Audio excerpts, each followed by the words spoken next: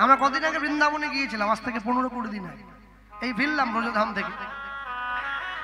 তো মন্দিরের বাইরে অনেকগুলো ভিখারি বসে থাকে না, শুধু বৃন্দাবনে না, সব জায়গাতেই থাকে। বড় বড় ধামে গেলে, কালীঘাট, দক্ষিণেশ্বর, মন্দিরের বাইরে ভিখারিগুলো বসে আছে। আর যত মানুষজন যায় মন্দিরে, সকলে ভিখারিগুলোকে 1 টাকা 2 টাকা, যার যেরকম সামর্থ্য আছে, কেউ 50 টাকাও দিয়ে দেয়, পয়সা দিচ্ছে। আমি একজনকে গিয়ে জিজ্ঞাসা করেছিলাম যে এই যে আপনি বসে আছেন, সকাল থেকে সন্ধ্যে পর্যন্ত বসে থাকেন, আপনার প্রত্যেক দিন রোজগার কত হয়? বলছে বাবু ওটা ঠিক নেই, কোনোদিন 50 টাকাও হয়, কোনোদিন 100 টাকাও হয়, মিথ্যে বলবো না, কোনোদিন 500 টাকাও হয়ে যায়। তাই বললাম আমি যদি আপনাকে 500 টাকা দেই, আজকের দিনটা আপনি আমাকে কথা দেন, আজকে কিন্তু বসতে পারবেন না, বাড়ি চলে যাবেন, কালকে আবার বসবেন। বলে হ্যাঁ দেবেন নাকি, দেন তাহলে। আমি মাকে বললাম 500 টাকা দাও, দিয়েছি। আর যেই দিয়েছে চলে যান, বাড়ি যান, আমি যেন আপনাকে না দেখি আজকে, আজকে আপনি যা পেতেন আমি একাই তো দিয়ে দিলাম, আর কেন বসবেন, বাড়ি যান। কিন্তু আমি জানি ও যাবে না, যাবে না। এই জগতে হায় সেই বেশি চায়, আছে যার ভুরি ভুরি, রাজার হস্ত করে সমস্ত কাঙালের ধন চুরি। 2 বিঘা জমি, বিশ্বকবি রবি ঠাকুর। আমি জানি ও যাবে না। ও কি করেছে, ও দেখেছে আমি মন্দিরে ঢুকেছি, ও চিনে রেখেছে আমার দুজনকে। ও জানে যে ওরা মা আর ছেলে মন্দির থেকে বেরিয়ে এসেই আবার আমাকে ধরবে, যে তোমাকে যে পয়সা দিলাম, চলে যেতে বললাম, তুমি গেলে না কেন। ও কি করলো বলুন তো, ওখান থেকে উঠে গিয়ে মন্দিরের পিছন দিকে বসে আছে, মানে আমরা চলে গেলে আবার সামনে এসে বসে। আমি মন্দির থেকে বেরিয়ে চারদিক তাকাচ্ছি, মা বলে কি হলো, কি খুঁজছিস? যে লোকটাকে টাকা দিয়েছিলাম ওকে খুঁজছি। মা বলে দেখ ও আছে নাকি, কখন চলে গেছে বাড়ি? না ও যায় নাই।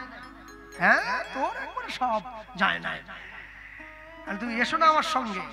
চারদিকে খুঁজতে খুঁজতে মন্দিরের পিছন দিকে গিয়ে দেখি বেটা ঠিক বসে আছে। ডাক দিয়েছি, এই শোনো, এসছে। তোমাকে যে বললাম বাড়ি যেতে, তুমি গেলে না কেন, এখানে বসে আছো কেন? বলে এখানে বসে আছি কেন জানেন, আপনি বাড়ি চলে গেলে আবার ওখানটা গিয়ে বসবো। আমি বললাম তুমি তো বললে যে 500 টাকা দিলে আজকের দিন আমরা ভিক্ষার দরকার হয় না, বিষয়ও ছাড়িয়ে কবে শুদ্ধ হবে মন, ওটাই বলছি। তুমি তো বললে যে আপনি দিয়ে দিলে আমি চলে যাবো, গেলে না কেন? বলছে বাবু আপনি একটা কথা বলবো, আপনি আমাকে 500 টাকা দিয়েছেন, মানে আপনি যেখানে ইনভেস্ট করলেন, ভিখারি ইংরেজি বলছে, আপনি যেখানে বিনিয়োগ করলেন, যেখানে মানুষ তো বিনা কারণে ইনভেস্ট করে না 2024 সালে দাঁড়িয়ে। হ্যাঁ, তা আপনি যে ইনভেস্ট করেছেন, তা আপনি যে আমার কাছে ইনভেস্ট করলেন, এর বিনিময়ে কিন্তু কিচ্ছু পাবেন না, কারণ আমি আপনাকে কিছু দিতে পারবো না। কিন্তু আপনি আমাকে একটা কথা বলুন তো, আমি যেমন ভিখারি আপনিও কিন্তু ভিখারি। কি বললি, ভিখারি? জানিস আমার রোজগার কত হয়? হ্যাঁ জানিস আমি কি করি? না আমি সে কথা বলিনি। ভিখারি মানে আপনি বাড়িতে গিয়ে আমার কথাটা চিন্তা করবেন, আমি মন্দিরের বাইরে বসে ভিক্ষা চাইছিলাম, আর আপনি মন্দিরের ভেতরে গিয়ে ভিক্ষা চেয়ে এলেন। আমি ভিক্ষা চাইলাম আপনার কাছে হাত বাড়িয়ে, বাবু আমাকে 2 টাকা দেন আমি খাবো, আর আপনি গিয়ে ভিক্ষা চাইছেন জগৎপতির কাছে। তবে আমার চাওয়ার পরিমাণটা কম, তাই আমি বাইরে বসে আছি, আপনার চাওয়ার পরিসীমাটা অনেক বড়, তাই ভেতরে ঢুকে গিয়েছেন। আমি তো 500 টাকায় খুশি হয়ে গেছি, কিন্তু আপনি তো 500-এর খুশি হবেন না, আপনি তো 5 কোটি চাইবেন, গাড়ি দাও, বাড়ি দাও, পয়সা দাও। আপনি আমাকে বলুন তো, আমার চাওয়া আর আপনার চাওয়ার মধ্যে কি খুব একটা তফাৎ আছে বলে মনে হয়? আমি চিন্তা করলাম, আমি ছোটবেলা থেকে আশ্রমে থেকে লেখাপড়া করেছি, জীবনে অনেক বড় বড় সাধু গুরু পণ্ডিতদের সম্মুখীন হয়েছি, অনেক মানুষের কাছ থেকে অনেক শিক্ষা অর্জন করেছি, আজও পর্যন্ত অর্জন করে চলেছি, কিন্তু জীবনে কোনোদিন ভাবতে পারিনি একটা ভিখারির কাছ থেকে আমাকে এত বড় শিক্ষা অর্জন করতে হবে। তো আমার মুখের দিকে তাকিয়ে বলছে তাহলে আর কিছু কি বলবো? আমি একটা কথা বলবো। বলে বলুন না। তুমি তোমার জায়গায় গিয়ে বসো। তুমি যেইখানটায় বসেছিলে সেখানটায় গিয়ে বসো। তুমি সত্যি সত্যি আমার চোখ খুলে দিলে ভাই। কেন জানো, আমি যে ভগবানের কাছে যাই, আমি যে ভগবানের মন্দিরে 4টে মিষ্টি নিয়ে যাই, আমি তো এমনি এমনি যাই না। আমি তো সেখানে গিয়েও গিভ অ্যান্ড টেক পলিসির ব্যবহার করি, কিছু দাও আর কিছু নাও। যদি আমার বেকার ছেলেটা চাকরি পায়, আমি তবে বাড়িতে একদিন হরি নাম দেব। যদি পায় তবে দেব, না হলে দেব।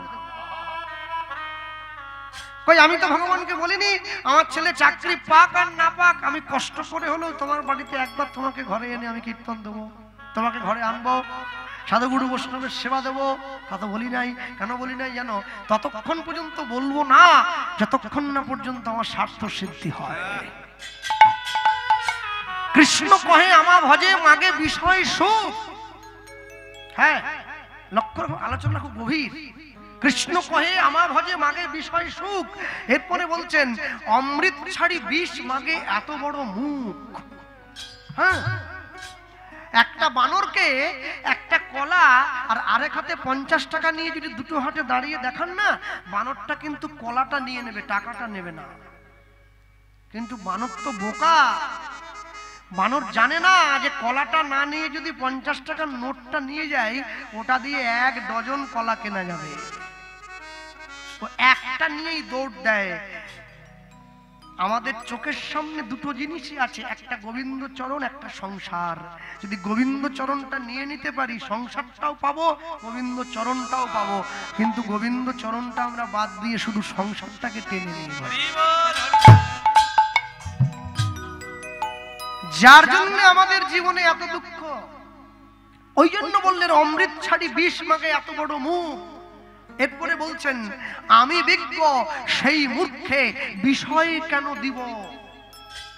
যারা ভগবানকে ভালোবাসে তাদের জীবনে কষ্ট আসে, তাদের জীবনে দুঃখ আসে, তাদের জীবনে আঘাত আসে। কেন জানো? কষ্ট না দিলে কেষ্ট পাওয়া যায় না। আমি বিজ্ঞ সেই মূর্খে বিষয় কেন দিব, সচরণামৃত দিয়া তারে বিষয় ভুলাইব।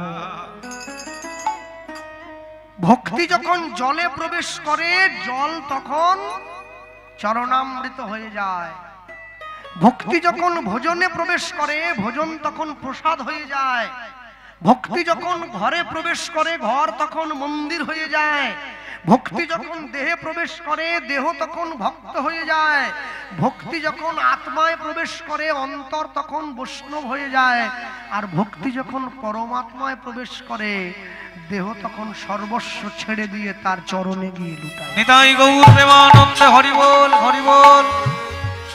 ঈশ্বরকে ভালোবাসা, ভগবানকে কাছে চাওয়া, ভগবানের সেবা দেওয়া এত চারটিখানি কথা নয়। আপনি চাইলেন আর পেয়ে গেলেন, এ তো হবে না, এ তো হবে না। এর জন্য আপনাকে ধাপ ধাপ এগিয়ে যেতে হবে। এর জন্য আপনাকে একটু একটু করে কষ্ট করতে হবে। এক ধাপ করে এগিয়ে যদি না যান, তাহলে যাবেন কি করে? হ্যাঁ, যে সমস্ত মায়েরা বসে আছেন, যারা বাড়িতে প্রত্যেকদিন সেলাই ফোড়াইয়ের কাজ করে, অনেক মায়েরা আছে যে আমার বোতামটা খুলে গেল, নিজে সুতো ভরিয়ে সেলাই করে নিচ্ছে। আচ্ছা বলুন তো, চোখ বন্ধ করে কি এক হাতে সূচ নিয়ে আরেক হাতে সুতো ভরা যায়?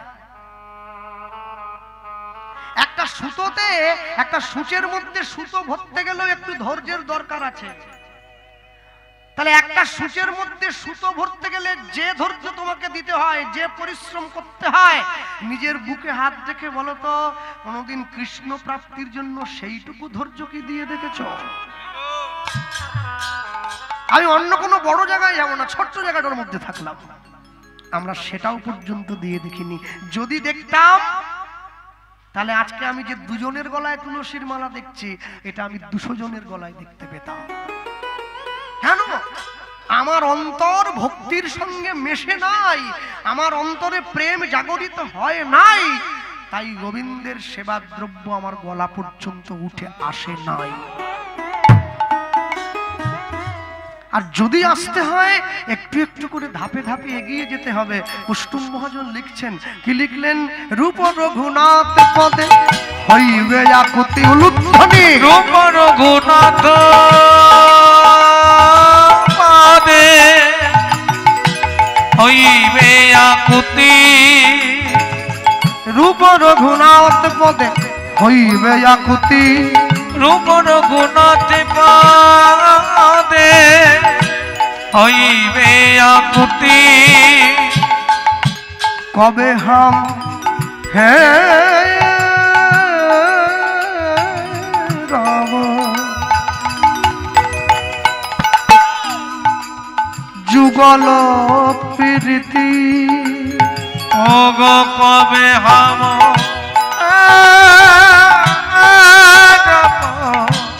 যুগল প্রীতি, ওগো কবে হাম হে রাম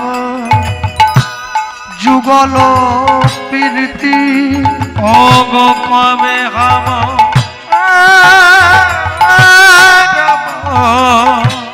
যুগল প্রীতি।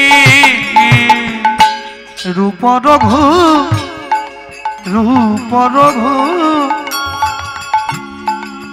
নাথ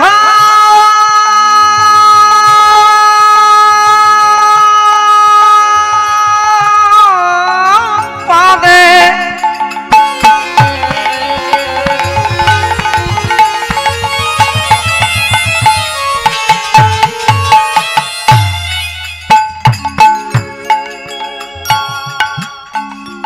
রহু মনয়া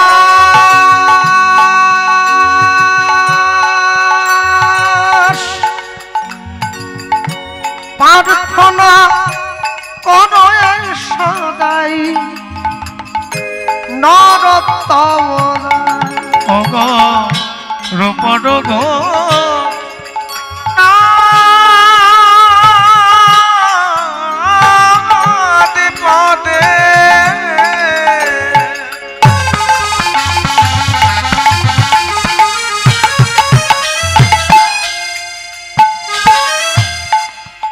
রঘুবর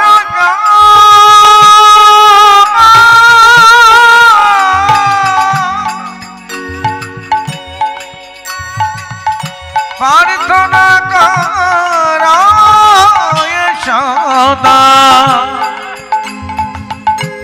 নরোত্তম ওগো প্রার্থনা করে সদাই নরোত্তম ওগো প্রার্থনা সদা নরোত্তম। আমি এক মুখে বলতে নারি, আমি এক মুখে বলতে নারি, আমার নিতাই গৌরের লীলা মাধুরী। আমি এক মুখে বলিতে নারি, বলি যতবার বলি ততবার হারি, আমি এক মুখে বলিতে নারি, বলি যাই রে প্রেমের বলি হারি। আমি এক মুখে বলিতে নারি, আমি যতবার বলি ততবার হারি, আমি এক মুখে বলিতে নারি, আমি এক মুখে বলবো কত, আমি এক মুখে বলিতে নারি, আমি যদি বা বলি বছর শত, এক মুখে বলিতে নারি, যদি বা বলি বছর শত, এক মুখে বলিতে নারি, এক মুখে বলিতে নারি। ওগো প্রার্থনা করো সদা নরোত্তম দান, ওগো প্রার্থনা করো সদা নরোত্তম দান। রূপ রঘুনাথ পদে রহু মরয়াস, প্রার্থনা করো সদাই নরোত্তম দাস। প্রার্থনা করো সদা নরোত্তম দাস। দক্ষিণ 24 পরগনার মাটিতে এই প্রথম একই আসরে দুদিন কীর্তন গাইছে, কোথাও হয়নি আজ পর্যন্ত, এই প্রথম হয়নি। মানে কি ডেট দেওয়া হয়। হ্যাঁ, যাই হোক, আপনাদের এলাকার মানুষ, গ্রামের মানুষ তুষারবাবু আমাকে নিয়ে এসেছেন আজ এবং আগামীকাল গাওয়ার জন্য। তাই বলতে গিয়ে বলবো, সবার আগে এই স্থানে দাঁড়িয়ে ছোট্ট করে গৌরচন্দ্রিকা শ্রবণ করলাম। আমরা লীলা মাধুর্যের মধ্যে প্রবেশ করব। লীলা মাধুর্যের মধ্যে প্রবেশ করতে গিয়ে সবার আগে বলবো, যারা যে স্থানে বসে আছেন এই জায়গায় আজকে সকলে ছুটে এসেছেন ভগবানের কথা শোনার জন্য। আমাদের বাড়ি হচ্ছে পশ্চিম মেদিনীপুর। তাই পশ্চিম মেদিনীপুর থেকে যেখান থেকে আমরা এসেছি,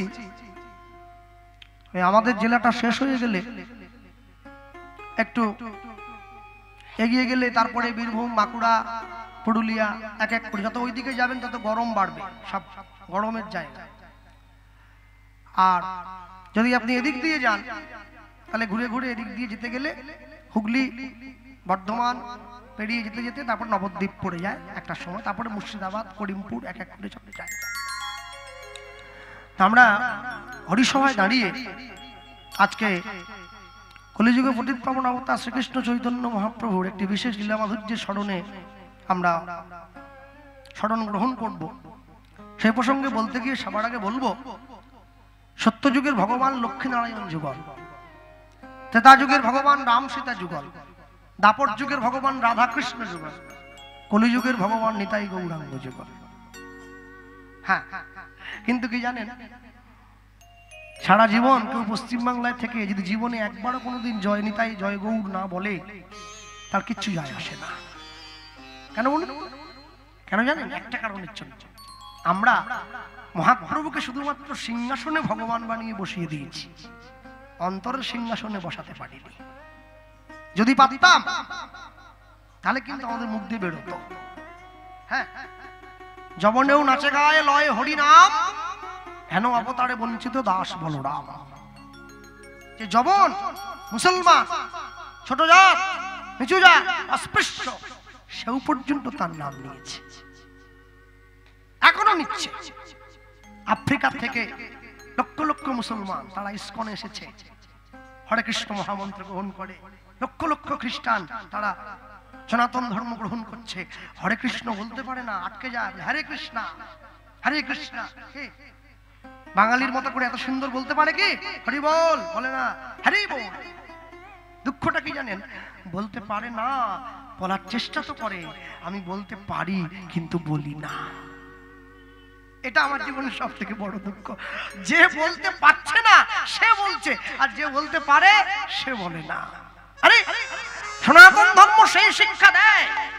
দুর্গা পুজো হলো তো প্যান্ডেল, আপনারা এসেছিলেন সকলে মিলে মায়ের পুজো দেখতে। পুজোর সময় গান ছিল অনেক জায়গায়। আমার একটা কমিটির ছেলে আমাকে বলছে, দাদা একটা কথা বলবো। আমি বলো ভাই, কিছু বলবে? বলে হ্যাঁ, সত্যি কথা বলতে আমি একটু মদ খেয়েছি। তাহলে ওটা বলার জন্য এসছো? বলে না, ওটা বলার জন্য নয়, ওটা তো বলতে পারবো না, তবে আমি মদ খেয়েও আমার নেশা হয়নি। আর এই সমস্ত পাড়া গ্রামের লোকগুলো এটা বিনা মদ খেয়ে কি করে নেশায় ডুবে আছে। তাহলে কেন এই কথা বলছো? দাদা, আমাদের কাছ থেকে গ্রামের লোক চাঁদা তুললো, আমাদের পয়সায় ঠাকুর এলো, আমাদের পয়সায় প্যান্ডেল হলো। ও বামুনের ছেলে, বুঝলেন তো, আমাদের পয়সায় মায়ের পুজো হচ্ছে। আর এই বেটা বামুন ঠাকুর ও 3 দিনে 5000 টাকা চার্জ করেছে বলে দুর্গা পুজোর ভাড়া। তাতে কি হয়েছে? বলে না, সবকিছু আমরা দিলাম, আর ঠাকুর মশাই দেখি হাতে ফুল নিয়ে মন্ত্র বলে, সর্বমঙ্গল্য মঙ্গল্যে শিবে সর্বার্থ সাধিকে শরণ্যে ত্রম্বকে গৌরী নারায়ণী নমস্তে।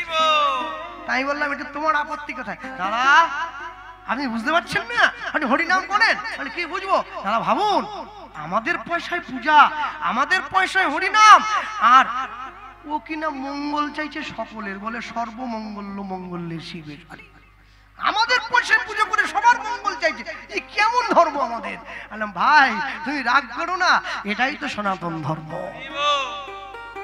পৃথিবীতে যত ধর্মমত আছে, যত সম্প্রদায় আছে, যত পথ আছে, আমি কাউকে ছোট করছি না, কিন্তু আশ্চর্য কি জানেন, সবাই নিজের ধর্মের উন্নতি চায়।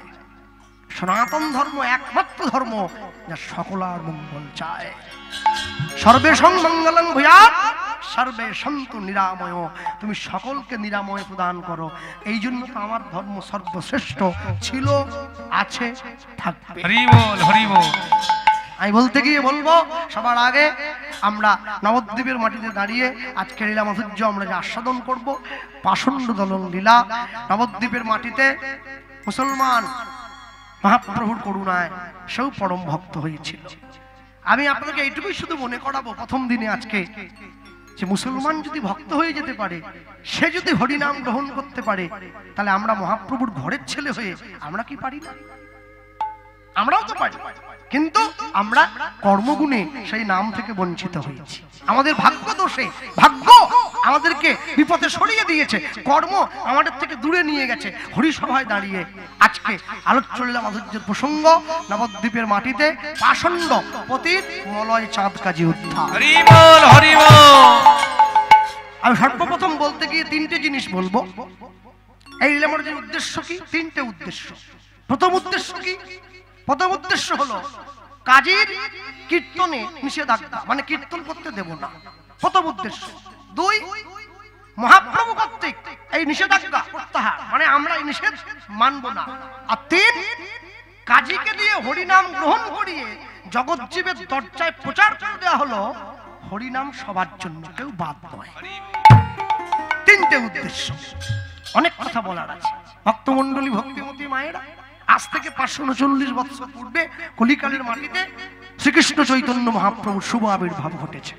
আর এই শুভ আবির্ভাব যে ঘটলো নবদ্বীপের মাটিতে, আবির্ভাব ঘটার পরে একটা মানুষের জীবনে দুবার জন্ম হয়। দুবার, হ্যাঁ, দুবার জন্ম। কিরম করে?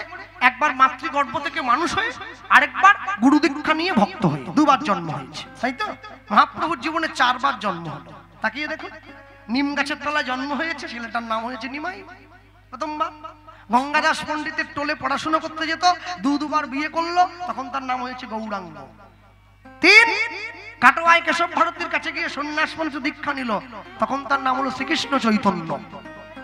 4, পুরীতে গম্ভীরায় গিয়ে দেওয়ালে নাক মুখ ঘষে কৃষ্ণ কৃষ্ণ বলে কেঁদে বেরিয়েছে, তখন তার নাম হয়েছে শ্রীকৃষ্ণ চৈতন্য মহাপ্রভু। 4, কলিযুগের জীবকে উদ্ধারের জন্য মহাপ্রভু সন্ন্যাস নিয়েছেন। আর দেখবেন, যেদিন এই যে কাজী সাহেবের নিষেধকে অমান্য করে নবদ্বীপের বৈষ্ণবগণ, লক্ষ লক্ষ মানুষ, তারা ছুটে গিয়েছিল কাজীর দরবারে, তোমার নিষেধ আমরা মানবো না, আমরা হরিনাম করব।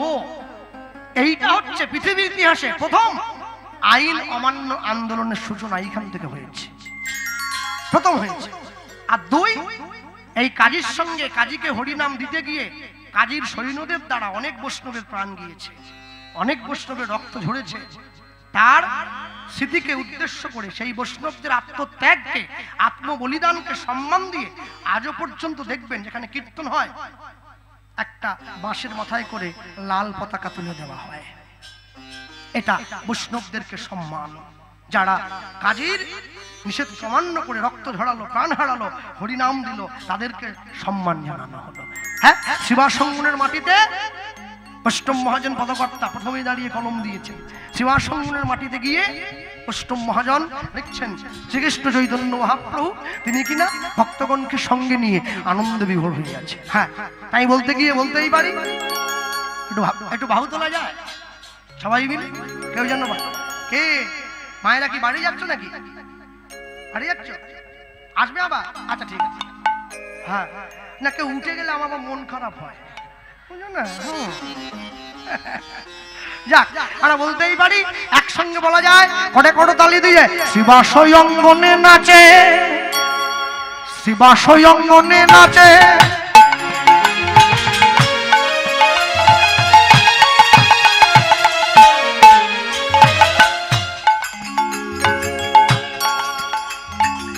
ওগো প্রেম বিনোদিয়া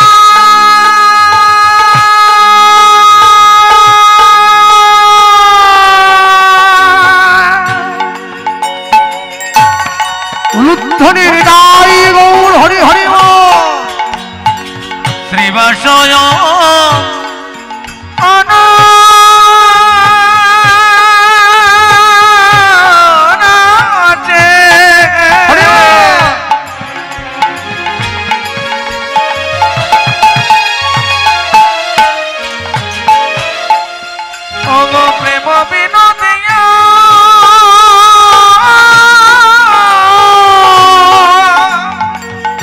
চতুর্দিকে ভক্তগণ একত্র করিয়া, ও গো চতুর্দিকে হাত নামায় দিছে কাছে। হ্যাঁ, ওই চিরঞ্জিত ওরা দাদা করে ক্যামেরা এনেছে, দেখেছো? ও ক্যামেরা না, ভাবো চিত্রগুপ্তের ক্যামেরা, ছবি উঠছে, তুলে থাকো। এরা চেয়ারে বসেছেন, তাহলে তো সব সুবিধা তো ভালো, তো তুমি দেখো একদম তুলে থাকবে, কষ্ট যেন না হয়, একটু এরকম করে মাঝে মাঝে। হ্যাঁ, ওগো চতুর্দিকে ভক্তগণ একত্র করিয়া উলুধ্বনি, চতুর্দিকে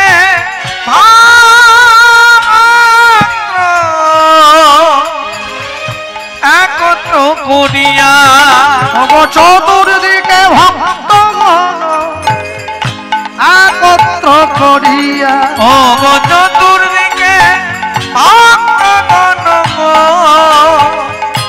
একত্র করিয়া, বলি নাচে আমার গৌর হরি, নাচে আমার গৌর হরি, নাচে আমার গৌর হরি, বলি নাচে আমার গৌর হরি, নাচে আমার গৌর হরি, ও যে সংকীর্তনের বৌহারি, নাচে আমার গৌর হরি, বলি দুবাহু সারি করি, নাচে আমার গৌর হরি, ও যে ভক্তগণ সঙ্গে করি, আমি নাচে আমার গৌর হরি, ও যে মুখে বলে হরি হরি, নাচে আমার গৌর হরি, ও যে প্রেমানন্দ হরি হরি, তাই গৌর হরি, প্রেমানন্দ হরি, নাচে আমার গৌর হরি, নাচে আমার গৌর হরি, চৌদিকে